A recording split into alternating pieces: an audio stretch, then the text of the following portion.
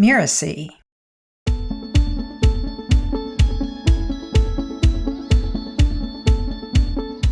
The energy of this launch was consistent throughout. It was always, I think, probably about 5 days in where I was like, you guys have the capacity to fulfill on this, right? Because this is going to be big and it's a lot of moving parts.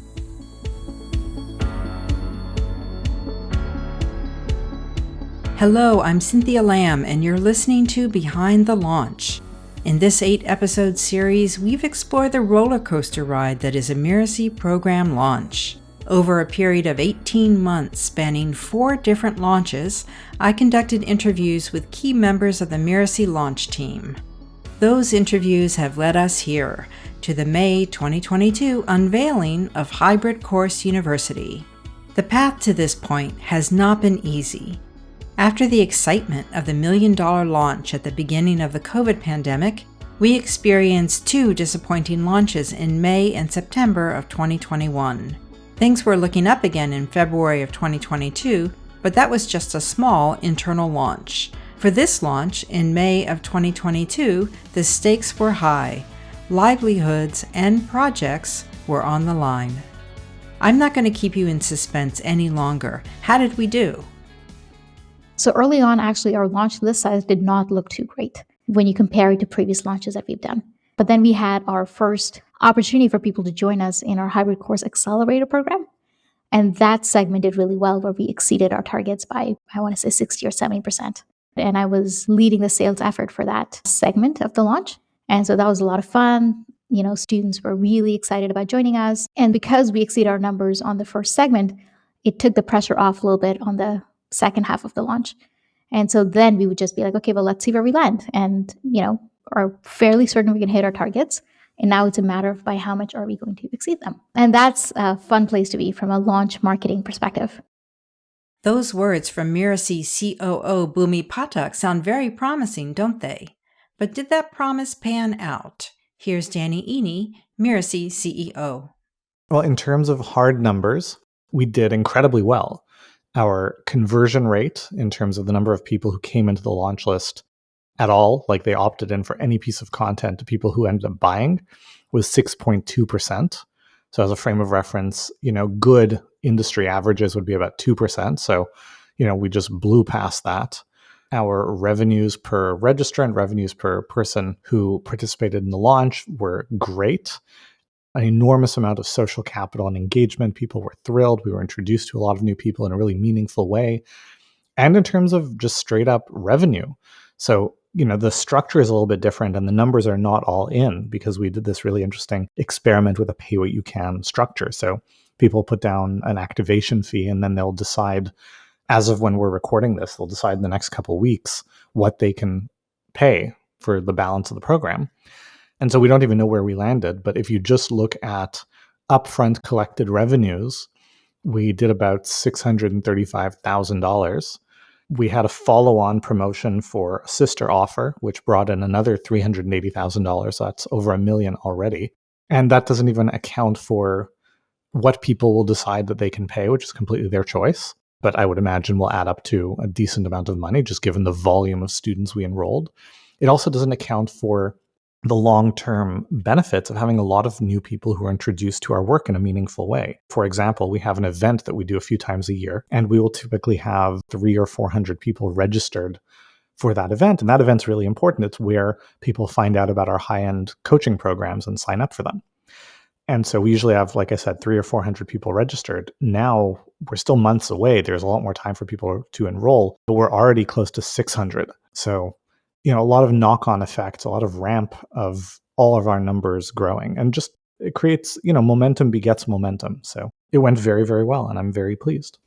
You could say it took 2 years of effort, but Mirasee finally pulled out another $1 million launch. I asked Bhoomi how she felt about that. I'm feeling good. I mean, you know how it is, like you move on to the next thing. We're not very good, actually, at celebrating when things go well. Or when launches go well. We don't spend a lot of time on it because there's always so much more to do and figure out and think through and focus on. And there's always the next thing that's coming up. So yeah, we're well into the next thing. Momentum begets momentum and success begets success, right? A successful launch is not just, oh, I made a bunch of money. It's also, I made a bunch of money because a lot of people discovered and were impressed by my work. And they were exposed to my universe and my product suite of everything that we offer. And so there's a lot of opportunities for them to buy more things. Even more importantly, there are a lot of students in our programs that we have the opportunity to surprise and delight and exceed their expectations. And the real opportunity is for this to be not the end, but the beginning of an entire process and relationship that may go on for years. Since they're moving on from the particular results of this launch, we will too. Some of you have been listening to this series to glean advice on how to craft and deliver a successful launch, and I have peppered some of that throughout the series. But it seems apropos now to end this series with some of the best advice from my interviewees. Here's Tonya Kubo, former community champion who came back to help us with this launch. I actually believe most people do not love working launches. They are exhausting. It's like taking 4 kids under the age of 10 to Disneyland and deciding that you are going to ride all the rides and be at the electrical parade in one day. I mean, it's fun, but it is exhausting and it takes you 2 weeks to recover. I mean, like your hips won't move for 3 days after all that. But I mean, that is what every launch is like. And people want to believe that, oh, that's what $1 million launch is like. But that is not true. I think sometimes smaller launches are harder because smaller launches, I mean, the work is spread out among fewer people, but also that's when you have those deep like peaks and valleys in your response time. And that's when your head gets the better of you. At least when a launch is rapid paced and it's that Disneyland in 24 hours experience, you don't have time for the critical self-talk to come in. You're just doing the next thing. You're just fulfilling the plan. I asked Tonya, what should entrepreneurs consider when planning a launch? Really think through like what is your particular passion and gift and do those parts of your launch. And then see what else you can outsource with your launch that doesn't excite you. I would say at the very least, you need a project manager, the person who makes sure all the things get done when they're supposed to get done, how they're supposed to get done. If you want affiliates, then definitely have somebody in place to manage them so that you don't have to. And then, having community support, somebody to answer those emails. Some people might make that, the person who answers the emails is the same person who loads the emails in the system. And if you have a smaller audience, you can totally do that. Or you can have somebody separate who does that operations piece, make sure all the tech happens. So I think your staffing is key. I mean, it does not have to be 40 people. It can be 3 to 5.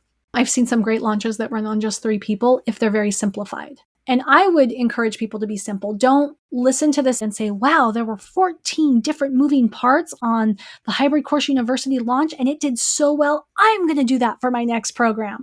If you hear nothing else in what I've said, I hope what you hear is it took 2 years to get here. Do not try this at home exactly how we did it. I would say pick one thing that you haven't tried yet and just try that at your next launch. See how it goes. And then if you want to really follow in our footsteps, just keep adding one thing each launch. Don't overwhelm yourself. Don't overwhelm the staff if you haven't. And don't overwhelm your audience. So what do you like doing? Consider your staffing and keep it simple. What else? Don't do your webinars by yourself. Danny always has the best moderators with him. And, I don't know that people realize that Danny's actually quite introverted. And it takes a lot of energy for him to show up and be fully present and really serve people. And he gets to manage that energy and he can do, 17 webinars in a week, which I've seen him do, when he has a really good moderator, because then he's not having to talk, look at the chat, answer the question. There's all this multitasking. He can just show up, present the material in the best way possible.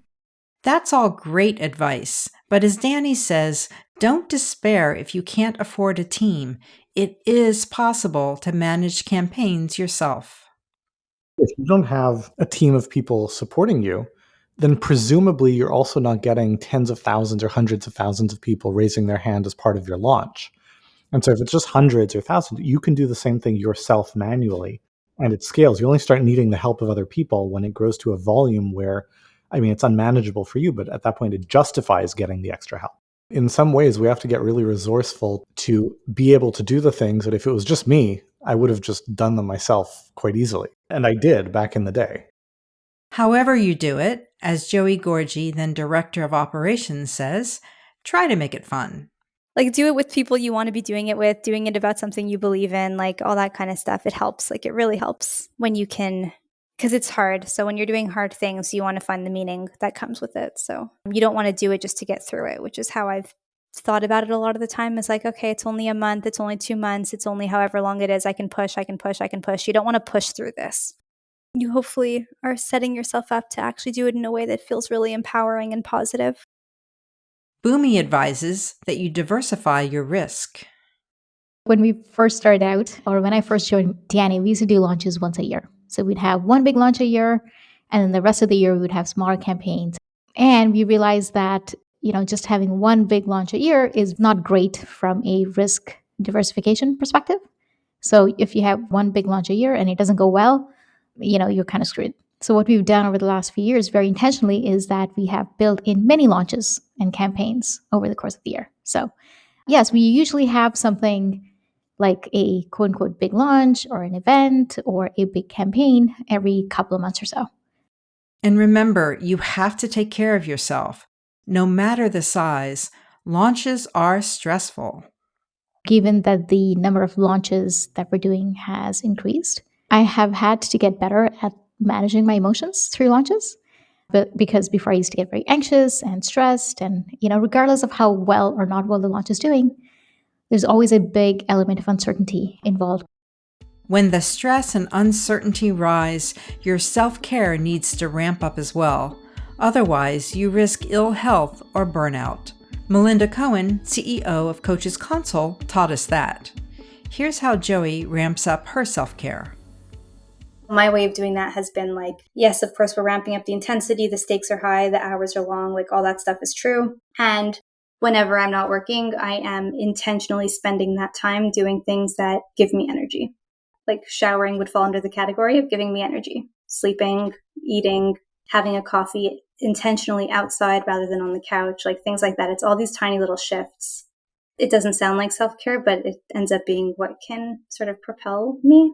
So anyway, it's a work in progress. I've been the poster child of like the worst self-care ever for a long time. And now I'm trying to be the poster child of best self-care ever. Also, keep it all in perspective. We're in the business of educating people. As Danny says, we need to remember that that includes ourselves. When we have an idea that we test out and execute, that might make us a lot of revenue in the short term, but it might also lose us a lot of revenue in the short term because this didn't work or our execution was clumsy because it's our first time doing it. So, short term, sometimes we'll make more money, sometimes we'll make less. Maybe it's a wash, right? Really hard to say. But I think long term, if every time you step up to the plate, you learn something new, it accelerates your learning, it accelerates your skill, it accelerates your organizational competence. I mean, we've grown a lot over the years, and I think we certainly wouldn't have done that without this approach of let's always be learning. Because there's always more to learn. The idea that you have it all figured out and there's nothing more to learn is just so obnoxiously hubristic. It's like that's just not how the world works, because there's always more to learn and because things are changing. So something you learned and you knew really well might not be reality anymore. There's what's that line that, in a world that rapidly changes, the learned will soon be perfectly qualified for jobs that don't exist, whereas the learners will, inherit the earth or something. And if you're the one in charge, as Danny says, listen to your people. But remember that the buck stops with you. A lot of people have a seat at the table. I mean, we share our debrief and results with everyone in the organization. So, if anyone has an opinion or a thought or perspective, I want to hear it. And I will have more involved conversations with our leadership team. I'll sometimes reach out to colleagues or mentors for input and perspective as well. But at the end of the day, seeing the patterns and then making the decisions is my job, right? So I'm going to have to make that call, right? In the sense that, everyone else in the organization gets to say, hey, I have an idea, I have a thought, I have a perspective, and share it when they do. Or they can say, well, I don't know right now. I don't have anything for you. I don't get to do that. For the final word, I'm handing the mic over to Mary Williams, then Director of Education. As she says, keep at it. You'll get better with practice. You have to go through things as they happen in real time. Like at some point, you're going to end up in a situation that you've never been in before. You might freak out for a minute. It might even go really poorly and you'll learn from it and then you get better. You choose to get better. You choose to stick with it and you choose to get better. And when the next launch comes around, suddenly things that would have been really hard the last time, they just aren't hard this time.